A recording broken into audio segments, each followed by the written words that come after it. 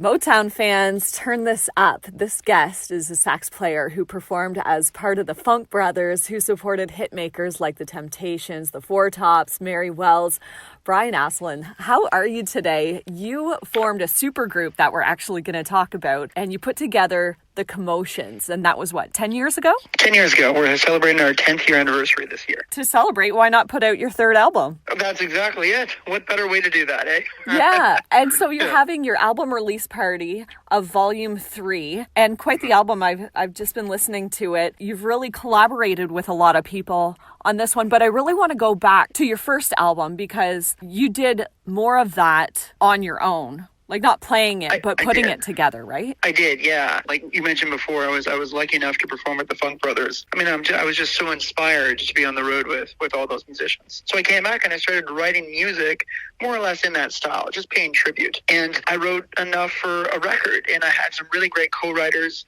help me out that finished the record with me. And then I collaborated with Delbert Nelson, who was the lead singer of the Funk Brothers. And I asked him to, come up to Canada where it's nice and cold, and record an album with us. And he graciously said yes, and really the rest is history. I mean, that's how the Commotions came to be what it is today. Some of the people in the Commotions have impressive backgrounds as well, and have played with some really neat people like Prince, Great Big Sea, Ella Fitzgerald, Aretha Franklin. You've got quite the crew here. Are they all Canadian? Not all of them. We have a 12-piece core band that we have running out of Ottawa, Ontario. Yeah. Everybody's from Ottawa. We're living within Ottawa. And but we have 29 musician and guests on the record. So we have guest arrangers that have collaborated with Prince, Ariana Grande, Tower of Power. So we have 3 amazing guest arrangers that helped me out. That's Philip Lassiter, and that's Michael B. Nelson, and Dave Eskridge. From Tower of Power. We were so lucky. Yeah, Dave arranges some of the Tower of Power horn charts. And that's your favorite group? It's my favorite group of all time, yes. And I can't wait. I'm actually going to see them in March. I'm bursting at the seams. So it's pretty cool because you guys didn't know each other before this album, and you just emailed him and said, hey, do you want to come and arrange some music for us? And he said yes. And he said yes. My whole model with the band has been go big or go home. I was just listening to Tower of Power like I always do. And I was like, I wonder who does the arrangements. I just got to find that out. And I seeked out his name and got his contact info, sent him an email, and he's such a nice person, such a nice gentleman, and graciously said yes, and he worked with the band on a couple tunes. And we actually did one together, which was a real treat for me. I would have loved to have been a fly on the wall when you get the email back saying, yes, I'll do this with you.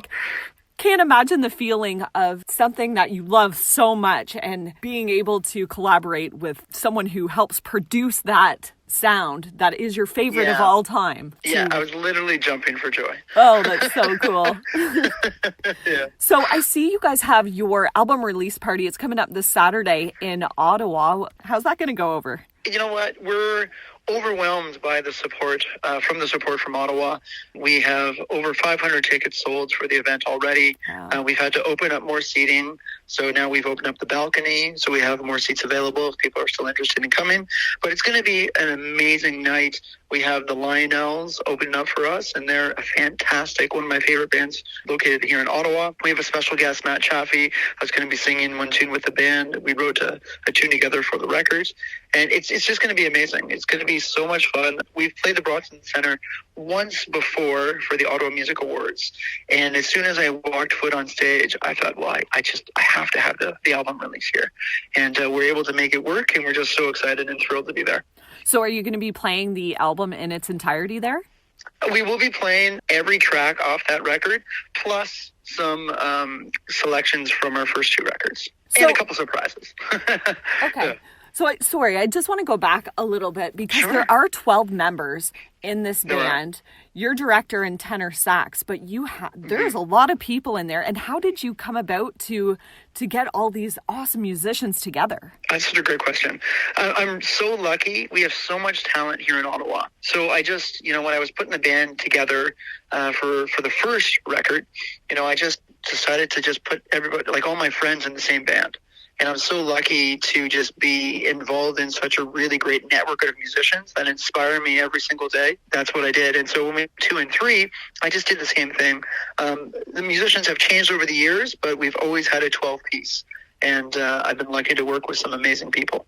Well, it must be really tough to get everybody's schedules working together. Yes, absolutely. It's definitely a headache at times. It definitely is, because everybody in the band has their own careers, and very fruitful careers that they're pushing, and rightly so. You know, my main vocalist, Rebecca Noel, who's been in the project from the very beginning, Jeff Rogers, who's been on the last 2 records, and Mackenzie DeMillo, this is her first record with us. And all of them have their own projects, and the horn players and the rhythm players, but it's tough to navigate.